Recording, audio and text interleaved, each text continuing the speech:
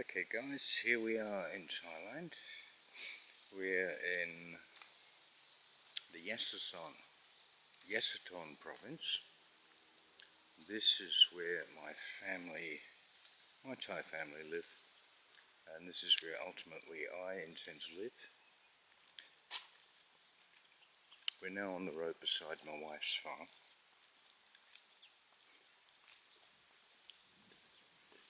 We're constantly doing work here. I've been married to Mem. My wife's name is Talani, but her play name is Mem. Everybody knows her as Mem.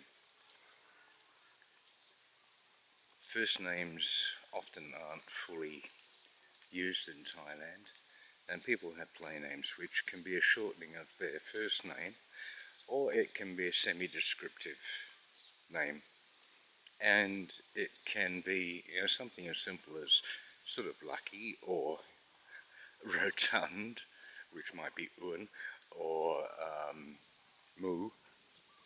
Mu is the Thai name for pig. But it's all good-hearted. It's not with any malice or intent of the like. Mem's name, Talani's name, Mem, is a shortening of a previous name she had. And that's what everybody knows her as. Now we're walking the farm along the side of the property.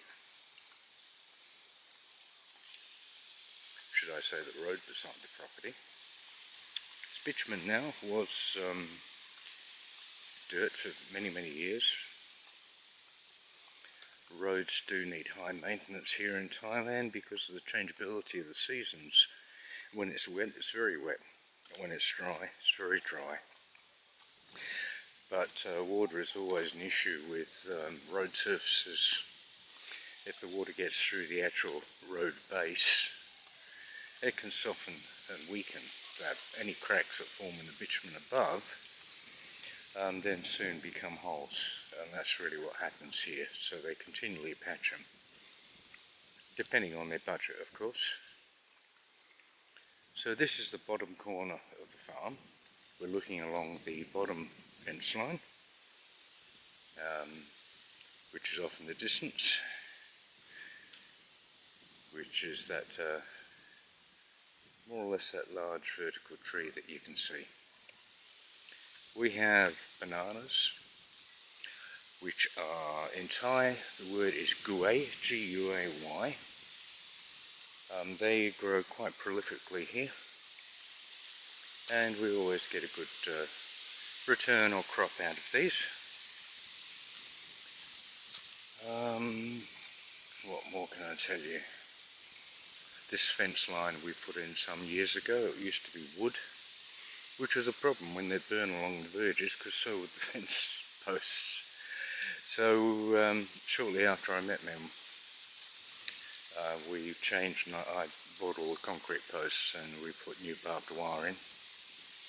We still burn along the fence line, and of course there's still an impact, and the impact is that tends to burn off the coating on the barbed wire, and of course eventually it's going to start sort of rusting, and it does. So there's a rusty one, and there's one that we replaced not long ago. So there's some of the fence needs maintenance, but it'll get that. Finished dry season. There's a lot of tall grass around. This has been sort of cut once and it started to grow again. I've been doing a lot of cutting since I've been back here in the past 2 weeks.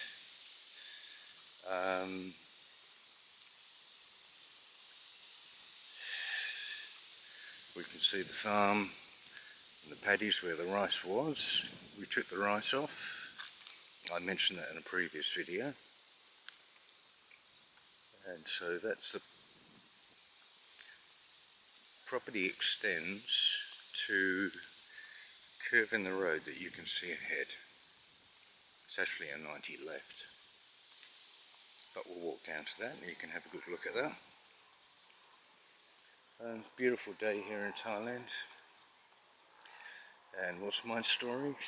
I came to Thailand in 2007, and I fell in love with the people, and then even more so I fell in love with the culture and generally the place.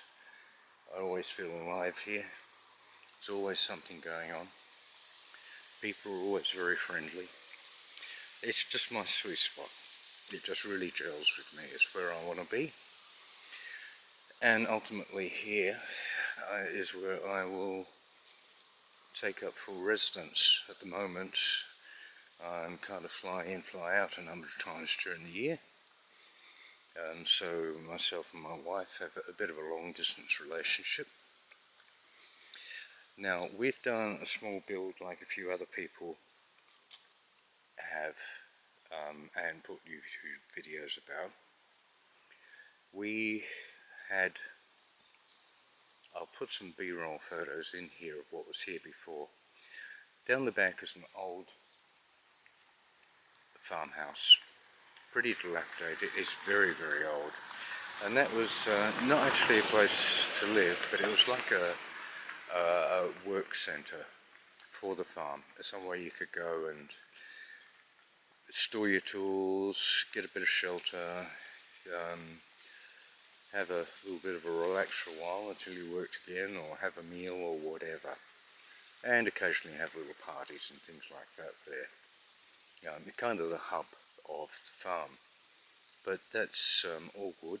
It's very, very old, and the ants kind of love it, and as much as we tried to do some maintenance on it, it's not really a comfortable place as it used to be. Sometime in the future I might look at fully renovating it, just because it's very close to my wife's heart and she wouldn't want to lose it. We'll do that as the budget becomes available. So at the very end of last year, she asked if we could put a shelter here on a piece of land that previously she was growing flowers on. She'd built it up and we were putting flowers and stuff on that. And so I said, yeah, sure, go ahead, we'll do that. So it started out as basically the roof that you see, without the front extension, without the back extension, but the roof, and there were no walls and there was no concrete. It was all soil, and the actual structure was supported on the corners here are actually covered in cement, but they are square tube steel. You can just see one poking through there, and there was 4 along the side here, and so we did that. In fact, my wife, or my brother-in-law, my wife's brother, put that up, and then when I came in March, we decided, she'd asked if we could put a concrete floor in there, which was always going to be something we needed to do, so we did that. But at that point we didn't stop. We continued, so we decided to put up the walls, and of course then we needed windows and we needed doors, so we put those in. And then the concrete was a hard thing to keep clean by itself, so we went ahead and we put tiles in, and it kind of went from really just being a utility structure as a work centre, to being like a small house. Granted, it's a very small house, but it's livable, it's comfortable, and there are times when we're working on the farm for periods of time that, yeah, there may be some evenings that we decide not to go home. We can sleep here. This time through I bought a refrigerator, and we've put in a ceiling just yesterday. The guys have got to come back and put the gyprock sealant over all the screw heads and joints and things, and then we'll look at painting that.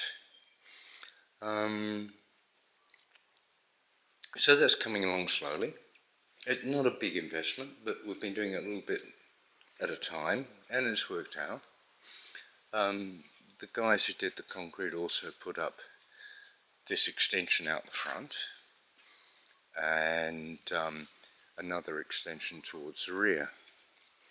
You can see here all the scaffolding from the guys that were here yesterday doing the ceilings. There's lots of foam boxes around at the moment. They come with fresh flowers my wife buys from various places in Thailand, as far away as Chiang Rai. But they are all waiting to have seedlings put into them, which is what she's doing at the moment. So the wind plays havoc with those. They tend to take off and end up everywhere. The place is a little bit dishevelled at the moment, but once we complete the build, then we'll be putting some time into making it all look beautiful. We will be putting, let me just sort of turn around. We have a gate across the structure there. When I came this time, this was all dirt before, and I've got a video there where we're showing that we had the guys come in and put in 10 cubic meters of concrete. You can see the joint, the fresh concrete versus the old, which goes along the edge of the house here. This is my Toyota Hilux VN Turbo, bought in 2014. Beautiful car. It's called a Vigo. It's also called a pre-runner. It's also called many things, but depends on the market in the world where you are buying such a vehicle as to what it's named as. Again, back to the concrete. It's cured now and the car can go on it, but that's covered all this area, which was previously, again, needed to be cut regularly because the grass grew up so much. That was true of this area behind. That was all part of this 10 cubic meters of concrete we put in.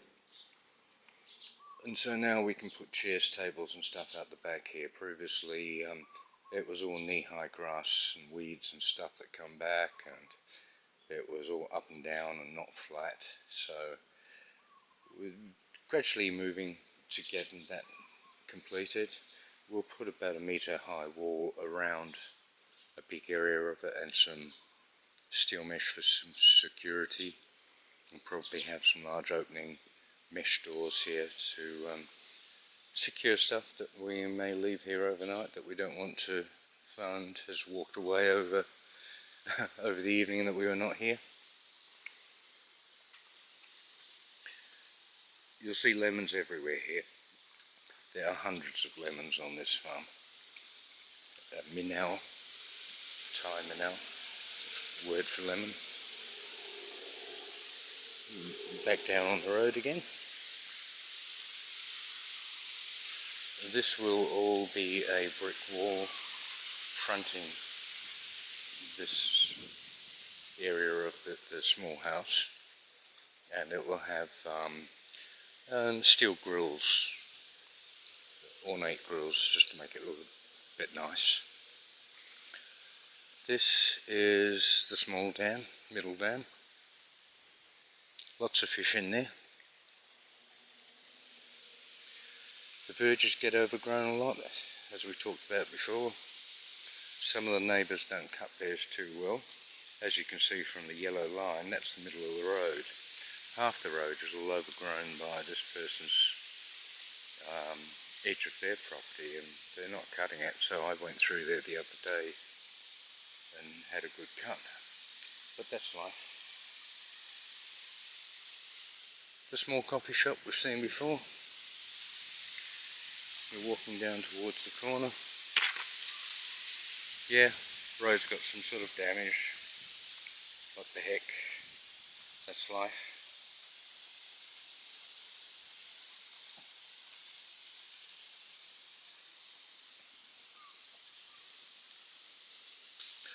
This place is my happy spot. It really is. Now we're at the bottom corner of the property. We can look this way and you will see in the distance, these are all rubber trees. They're called Yampala in Thai.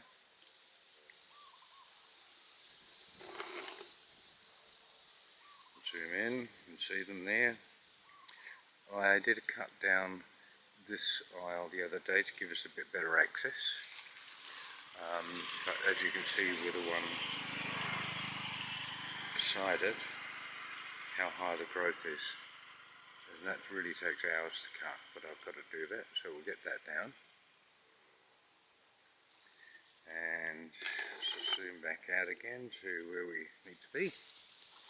Okay, other properties, rice fields as far as the eye can see. There's another farm here. Not everybody lives on their farms, like we don't. Our intention is to build a medium-sized house and finally do that, but at the moment we actually live in town, or on the edge of town, about 1.5 kilometres away from here. And that's in 2 houses on that property, one where we live, which is a double story, and one where my wife's nephews and grandnieces live. Here's a better view of the rubber trees. We haven't taken any rubber from them yet. We've put the cups there ready for it, and their first cut's probably going to happen in the next couple of weeks once I clear all this undergrowth, and then we'll start taking rubber from those. So we're still tracking along the edge of the farm, and this road down here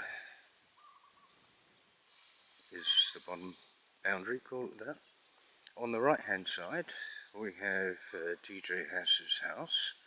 Now DJ is my wife's younger brother by a couple of years, and that's where he lives, and he's got dogs, and the dogs like to come and bark at everything. If we turn back here, we're looking at the rubber trees from a different position, and you can see the start of the lemon trees, which I was cutting around yesterday. And there's 360 now lemon trees here, and dogs come to say hello, somebody on the road. Now the property ends the other side of the lemon trees here, and that is my wife's niece's home. They live and work in Bangkok. But here the lemons haven't fared well. Very wet season, and a lot of water gets caught here, which we're going to have to build up these central areas. Citrus do not like wet feet, they like well-drained soil. So when we have a particularly wet season, it can damage them, and you'll get a lot of, they'll look very straggly, a lot of dead wood on them. And all you can do really is to go through and trim that back and reshape them. You can see we have lemons here right now, and you also see flowers and blossoms, so that means that we're getting ready for more fruit in those positions. And there we go, more lemons there. Excuse me. 3 rows, 1, 2, 3, and same this side, 1, 2, 3.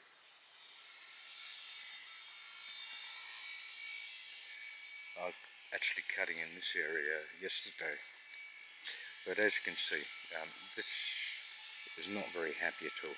This is all dead wood, just snaps off, and it needs to be pruned right back, get rid of all the dead wood, and then just the main bearers. Try and get them more vertical and upright, rather than branching at the base. You need to get 1 metre or 1/2 metre at least of a main come up before they branch out.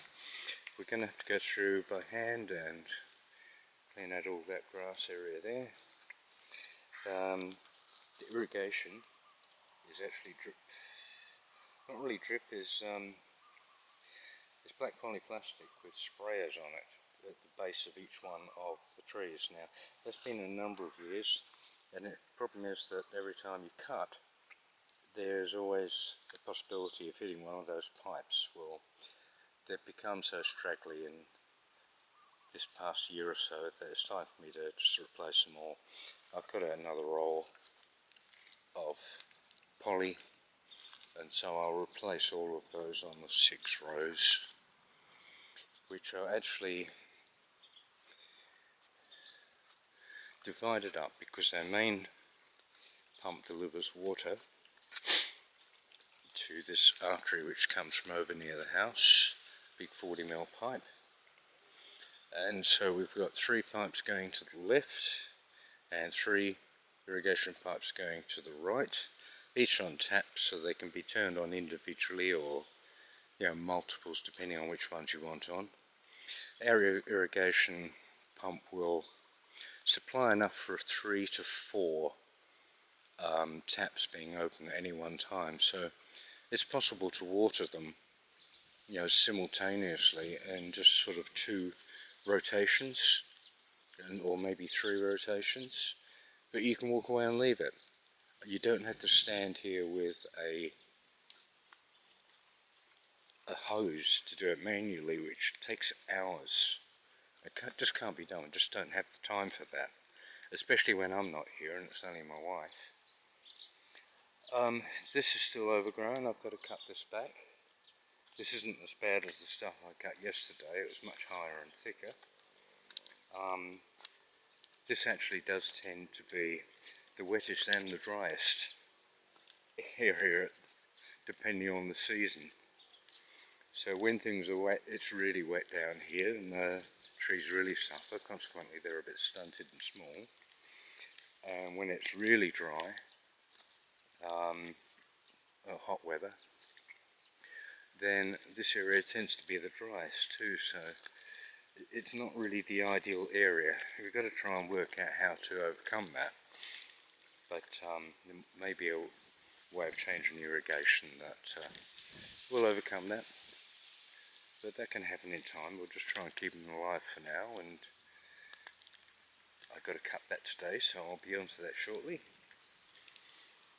And as you can see, I've pretty well cut all of this side. I've just got this last quadrant or quarter to cut, which shouldn't take too long. Here we have a pump. This is running all the time. This is a double solar panel. I'm thinking about getting a 3rd or larger panel, and so that pulls solar power.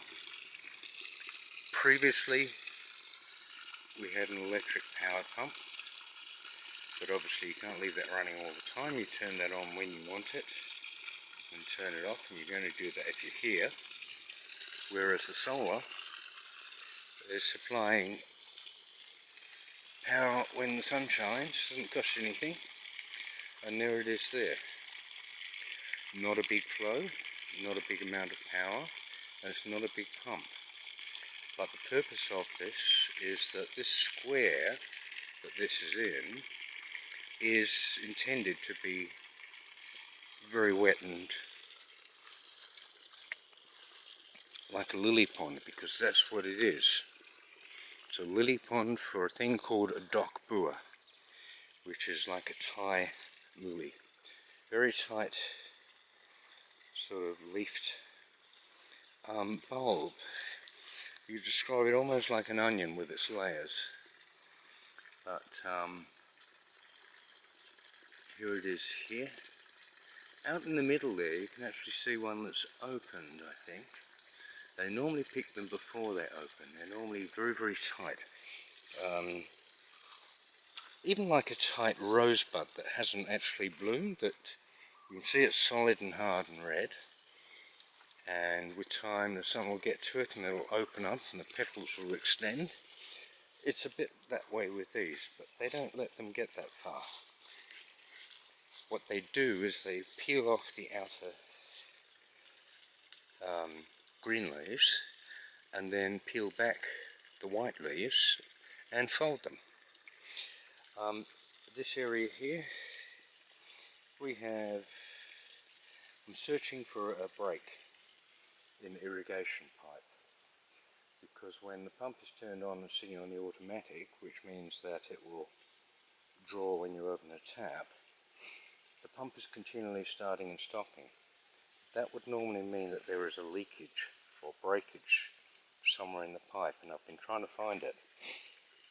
The twofold problem is that trying to find it where we are, we're getting a lot of seepage of the water from where the dokbua are through this mound of earth, and it's hard to tell if there's a leak in the pipe at this point or if it's just leakage from the lilies of the dokbua. Here we are now. This area is generally kept very, very wet, as you would in a lily pond. Not deep water. There is one of the dokbuas actually opened on the plant, and if I can zoom in on that,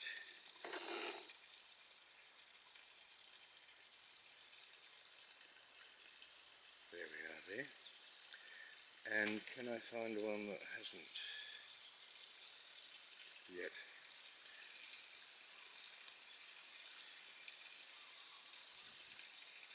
I think there's one there. Is any closer?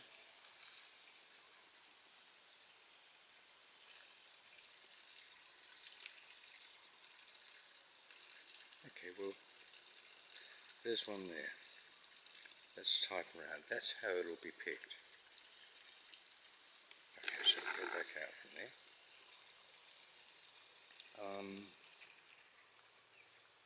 We've had pretty good walks today, and I had a pretty good talk. We're now actually at the back of the old farmhouse. If we walk directly forward, we'll come back to the road beside the small house. A beautiful shady area here. Really, really good for the soul. It's really just so pleasing. You call it getting back to nature or whatever you like, but it, I don't know, just resonates with your humanity. This is the old house. Been here many, many years. Got a little outhouse toilet here. Contemplating, of course we've got to have chili in Thailand, don't we? So there's the chili. We've had chickens and chicks and ducks and all sorts of stuff over the period of time. This has had wire all around it or halfway around it. We've had hatchlings in here. The ground has been built up through years and years of chicken poo. So rather than waste it, that's coming out and that's being used as fertiliser. But I'm trying to get the actual ground level back down to where it can be, and maybe concrete all this prior to doing some renovations on the structure. And it'll clean it up a bit, make it a bit nice. You'll see a lot of this on the farm. This particular plant here. Thai name for this is Ka, K-A. What is it? The Western world will know it as Galangal, and it's used a lot in tom yum and Thai cooking. Now, it's a cousin or sister plant to ginger. Looks very similar, slightly different colour. And as you'd be aware, ginger is a root, and so is this one, different colour. So you normally dig down and get the root ball and lift it all out, and there'll be tons of galangal or car there. So Ka is Galangal, this one, and as I spoke about ginger they call king. So king and Ka, very important in Asian cooking. And from where I come from in Australia, I can pay $7 or $8 for 100 grams, small amount of fruit, which would be enough maybe to do one sort of red curry or something like that. Here, you would probably be paying cents for it. It's crazy expensive, generally, and yet on the farm, on what I pay for it at home, there would probably be thousands of dollars worth of Galangal root here. But depends on where you are. Demand and supply and demand, that's what drives pricing. We're here, it's so easy to have. If you've got a farm, you probably have some. The old farmhouse. Timbers that definitely need replacing. Floor is a bit ramshackle, I want to replace that. The ants love to climb up it, and of course they track up it and they do this kind of stuff all over it. Take the dirt up, and they don't like the direct sun, so they actually build little highways covered in mud going up. So I really need to clean all that up with a pressure spray and probably treat the wood with something to dissuade them. Generally this is probably a dump all location. Everything you want to keep but not throw, but not leave lying around, ends up here. The 2 tanks, we've done that many times. Here we've got Minnow, Thai lemons, but here are 2 lemons which were grown from cuttings that were taken from my garden in Australia, and they are a Eureka lemon, very good in arid conditions, very prolific fruiters, but these were just taken from cuttings that put in a plastic bag with a bit of moist tissue in there, and my wife had about 12 cuttings, and about 4 of them actually survived and came up, so now we've got plenty more that we can take cuttings from. Only problem here with this is that they're kind of in a shaded area and they want to grow tall to get to the sun. They're happy in the ground, but consequently the shape of them is not like the traditional sort of shape you'd have. Pump house, 2 pumps. The white one is a surface pump drawing from these tanks. Its brother beside it, you can't see, it's behind that wall, is pulling from the ground and filling the tanks. More bananas. Love the bananas. Oh, and love the coconuts too. You would have seen those in another video I've got there, where I was putting them in the back of the ute yesterday. But there's a couple more that need to go to home. Oh, not that one. That one's already been used. But we've got about a dozen of these. My wife will put those actually in the ground and fertilise them, and they will actually grow. This is the tree that they come from, and you can see that they've still a great number of fruit. Coconuts on there for us to avail ourselves of. So that's obviously a mature tree. And that's my place in Thailand.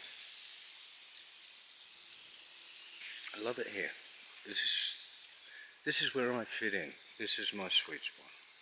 So that's my reason for being here. Maybe it suits you. Maybe your sweet spot is different to mine, or maybe you're investigating, is this a possibility for you? It's a possibility for anybody who is, how would you say, enthusiastic, yes.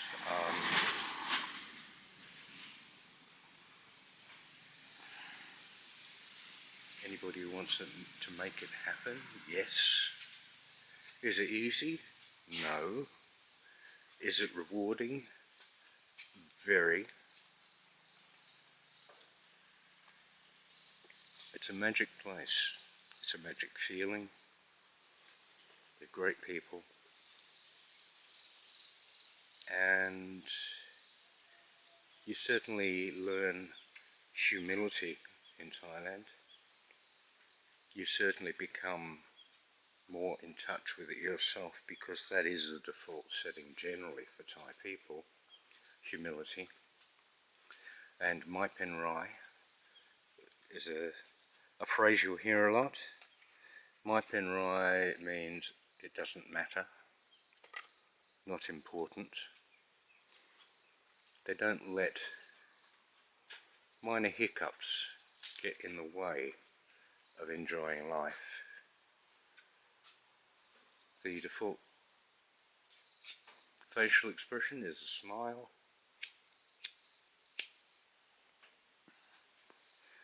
They believe that they are responsible for their happiness, not other people. So consequently, they don't do what we do, what a lot of Western people do. They don't have this belief or consciousness that other people disappoint them, because they don't necessarily put expectations on other people. They put expectations on themselves. So if one of those expectations is not fulfilled, it's nobody else's fault but their own. If they're unhappy, it's nobody else's fault, it's their own. They have the choice to be happy, and they understand that. It's a choice, it's not what somebody else does to you. You can choose to be happy or choose to be unhappy, but you are certainly in control of that. So the Mai Pen Rai phrase comes in there very much. When something might pose a situation that would possibly make you unhappy, it can often be dismissed with a Mai Pen Rai. It doesn't matter. And they move on from that moment rather than let it drag them in. There's a lot of things in life like that that we kind of get worked up about in the West, that they've got the solution. Many things will strike you in your initial time in Thailand, of them being a simple people, maybe even uneducated. Maybe you think they're out of touch or behind the Western world. The truth is that none of that's true. The reality is that they've got a better grip on it than we have. They're in touch with reality, not perceived reality, not this created reality that we make for ourselves so often. Virtual reality, we hear it every day. We get so wrapped up on it, we forget to live life that's happening around us. They don't. They move on from that. And that's probably the end of my rant for today. I hope to see you here again, and I'll try to do regular casts, videos. I'll try and do some live in future as I become more proficient with this. At the moment I'm still just sort of learning it, so please bear with me. And I'd like to see you here again, and maybe some of what I experienced in my time here in Thailand may be of help, or may answer questions that you may generally have. My number one probably answer is yes, it's possible. if you have a passion to do it, if it's right for you, by all means. Okay guys, well I'll catch you later, and be good, and see you then. Bye.